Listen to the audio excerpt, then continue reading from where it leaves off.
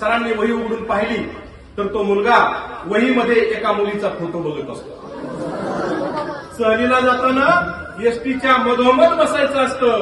पुढून ठोकली काय, मागून ठोकली काय, आपण तेवढं वाचायचं असतं. आई म्हणते, बाळा तुला शिवाजी व्हायचं असतं. आणि इकडे एक सगळीकडे बोंबाबोंब झाली पा की तरुणांसमोर, विद्यार्थ्यांसमोर आयडॉल राहिलेले नाही, चांगले आदर्श नाहीत त्यांच्यासमोर. अशी सगळीकडे बोंबाबोंब सुरू झालेली आहे. ही गोष्ट खरी आहे का खोटी आहे आपण बघू. एकदा एका वर्गामध्ये, कॉलेजमध्ये एक प्राध्यापक त्यांचं शिकवायचं काम करत होते आणि शिकवत असताना हे प्राध्यापक अगदी मन लावून, जीव तोडून शिकवत असतात आणि पाठीमागच्या बेंचवर एक विद्यार्थी बसलेला असतो. सगळ्यांचं लक्ष सरांकडे असतं, पण पाठीमागच्या बेंचवर बसलेला जो मुलगा आहे तो मात्र वहीमध्ये काहीतरी बघत असतो. सरांना राग येतो, अरे मी एवढं मन लावून शिकवतोय आणि हा मुलगा खुशाल वहीमध्ये बघत बसलाय. एकदा पाहतात, दोनदा पाहतात, पण त्या मुलाचं लक्ष काही सरांकडे नसतंय. सरांना राग येतो. रागारागाने सर त्या मुलाजवळ जातात आणि त्याला म्हणतात, अरे मी एवढं मन लावून शिकवतोय, मी एवढं जीव तोडून शिकवतोय आणि तू खुशाल खाली वहीमध्ये बघत बसलाय, लाज वाटायला पाहिजे तुला, काय बघतोय. सरांनी वही उघडून पाहिली तर तो मुलगा वहीमध्ये एका मुलीचा फोटो बघत असतो. आता मात्र सरांच्या तळपायाची आग मस्तकाला जाते. अरे काय आहे, मी इकडे शिकतो पण हा एका मुलीचा फोटो बघत बसलाय. त्याला सर पुढे बोलावून घेतात, लाज वाटायला पाहिजे तुला, अरे काय तुझं वय, काय करतो तू, मुलीचा फोटो बघत बसलाय. असली भिक्कारडी देह कुठे ठेवतात का, जरा उच्च देह ठेवायला शिक, उच्च देह ठेवायला शिक.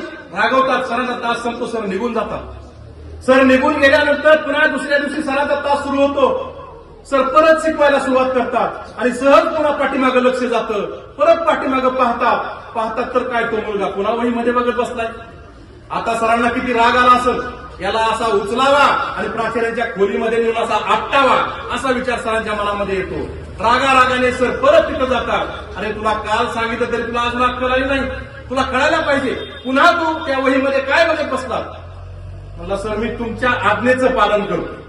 म्हटले काय आज्ञेचं पालन करतोय, तुम्ही सांगितलं उच्च ध्येय ठेवा, मग काय उच्च ध्येय ठेवलंय. काय नाही सर, मला काल वर्गातल्या मुलीचा फोटो बघत होतो, आज दीपिका पदुकोणचा फोटो बघत होतो. जर आमची अशी ध्येय असती, जर आमचे असे आयडॉल असतील तर आमच्याकडून सुसंस्कारित पिढी म्हणून कुठल्या प्रकारचा आशावाद ठेवला पाहिजे, कशा अपेक्षा बाळगल्या पाहिजे. आमच्या समोर आयडॉल म्हणून राहण्यासाठी आमचे अनेक महापुरुष आहेत.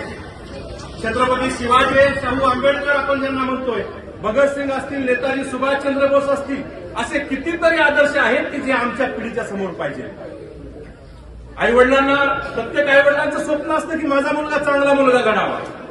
तसं जिजाऊंनी सुद्धा एक स्वप्न पाहिलं होतं पा. जिजाऊंनी पाहिलेलं स्वप्न काय होतं, आदिलशहाच्या, निजामशहाच्या गुलामगिरीमधून ही रयत पिचलेली आहे, पिडलेली आहे, रयतेवर अन्याय अत्याचार होतोय, या रयतेचं स्वराज्य निर्माण करणारा माझा मुलगा जन्माला येईल आणि त्या मुलाच्या माध्यमातून मी स्वराज्य निर्माण करत. जिजाऊंनी स्वप्न पाहिलं होतं शिवबाच्या माध्यमातून स्वराज्य निर्माण करण्याचं. आणि मग जिजाऊंनी काय केलं, आपल्या मुलाला राजा बनवायचं होतं, त्याला राजा होण्याची आठवण करून द्यायची होती, त्याला राजा बनवण्यासाठी त्याच्यावर संस्कार करायचे होते. आणि मग जिजाऊ त्या बाल शिवबाला राजे म्हणायचे. त्यावेळेस शिवाजी महाराज राजे होते का, नाही, बाल शिवबा होता, लहान शिवबा होता. त्या लहान शिवबाला जिजाऊ राजे म्हणायच्या. त्या म्हणायच्या, राजे आले, राजे बसले, राजे जेवण करतायत, राजे घोड्यावर बसले, राजे तलवार चालवतायत, या राजे, बसा राजे, राजे सोंगड्यांबरोबर खेळायला गेले.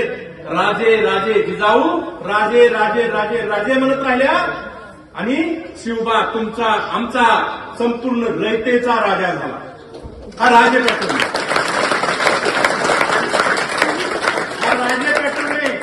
तुमच्या लातूर पॅटर्न असेल किंवा अजून कुठला पॅटर्न असेल, त्या पॅटर्नपेक्षा हा संस्काराचा राजे पॅटर्न खूप महत्वाचा आहे. जिजाऊंनी शिवबाला राजा बनवलं, संस्कार केले, तसं आम्हाला सुद्धा आमच्या ध्येयाची आठवण करून दिली पाहिजे. आम्हाला त्या ध्येयाच्या दिशेनं वाटचाल करायची असेल तर हा राजे पॅटर्न आजही आपल्याला महत्वाचा असा हा राजे पॅटर्न आहे. शिवाजी महाराजांचं चरित्र आहे, हे चरित्र फार प्रेरणादायी आहे. आजही ज्यावेळेस आपल्या जीवनामध्ये कुठल्याही प्रकारची समस्या निर्माण होईल त्यावेळेस त्या समस्येवरचं उत्तर हे शिवचरित्रामध्ये सापडतं पहा.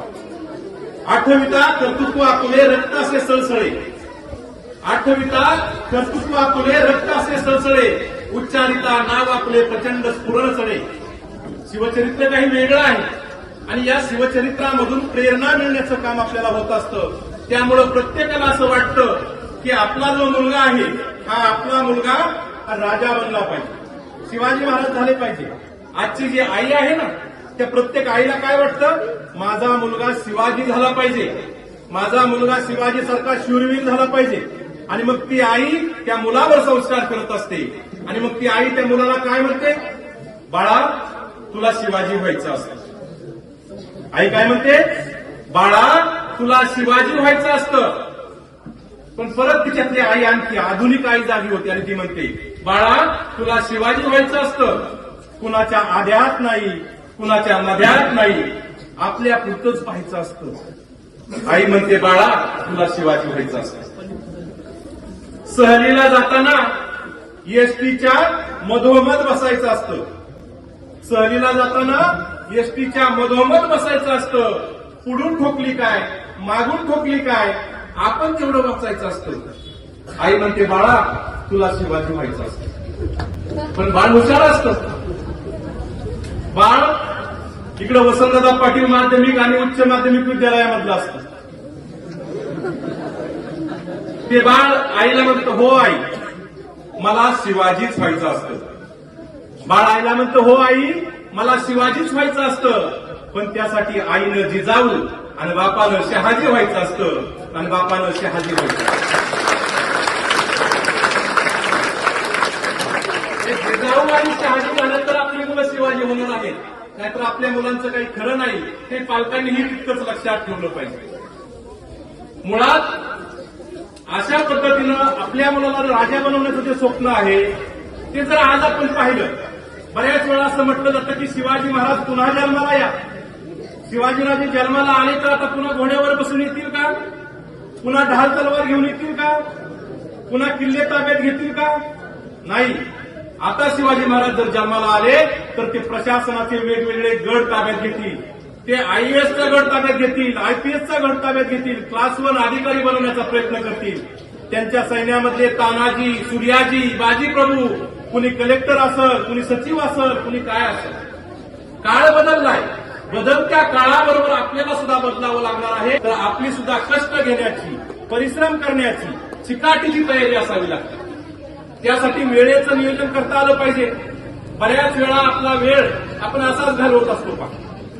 एखाद्या कार्यक्रमाला आपण बसतो, सरांनी आणले म्हणून बसायचं आणि जो कार्यक्रम ऐकण्यासाठी सरांनी आणलेला आहे ते सोडून द्यायचं, एकमेकाबरोबर गप्पा मारायच्या. म्हणजे वेळ कुठं घालवायचा, गप्पा मारणे. वेळेचा सदुपयोग करणं ज्याला आपण म्हणतो तो सदुपयोग आपल्याला करता येत नाही. तुम्ही मोबाईल आहे पहा, आता मोठी माणसं सुद्धा या ठिकाणी आहे, मोबाईल बघता तुम्ही. मोबाईल बघत असताना लहान मुलं बघता का रे मोबाईल? नाही म्हणता का, मला माहिती सगळे बघतात. बघता मोबाईल बघत असताना पहा, मोठ्या माणसांनी पण विचार करा त्याच्यावर. आपण ते रील्स बघत असतो, रील्स. ते रील्स बघत असताना एक संपलं की काय 30 सेकंद 15 सेकंद असं काय चालत असतं. ते आपण वर वर ढकलत राहतो. ते रील्स संपतात का रे? संपतच नाही, ते त्याला अंतच नाही. आता रील्स सुद्धा अलीकडे आले 30 सेकंदाच्या रील्स, त्यानंतर 15 सेकंदाच्या रील्स. म्हणजे माणसाकडे वेळ नाही. 30 सेकंदाची रील्स सुद्धा कुणी पूर्ण बघत नाही. थोडं झालं की वर ढकलून देतोय, थोडं झालं की वर ढकलून देतोय. आता इथं तासाभराचं व्याख्यान ऐकायचंय, मोठी पंचायत येत आहे, स्किप पण करता येत नाही आणि पुढे पण ढकलता येत नाही आणि उठून पण जाता येत नाही. म्हणजे आपण आपला वेळ त्या मोबाईलवर घालतो. त्यावेळेस 2 तास जरी आपण पाहिलं तरी आपल्याला त्यामध्ये काही सापडत नाही. 2 तासानंतर तुम्ही एक वही आणि कागद घ्या आणि त्या वही आणि कागदावर लिहून काढा, यातून मी काय शिकलो, यातून मी काय शिकलो. उत्तर काही काहीच नाही. तो 2 तास वेळ आपण त्या ठिकाणी घातलेला असतो. वेळ किती महत्वाची आहे पहा. एखाद्या मजुराला आणि राष्ट्रपतीला दोघांनाही वेळ सारखीच असते. मजुराकडेही 24 तास असतात, राष्ट्रपतीकडेही 24 तास असतात. मग हे 24 तासाचा सदुपयोग तुम्ही कसा करताय त्यावर तुमचं यश अपयश अवलंबून असतं. म्हणून वेळेचं नियोजन फार महत्वाचं आहे. ते आपल्याला करता आलं पाहिजे.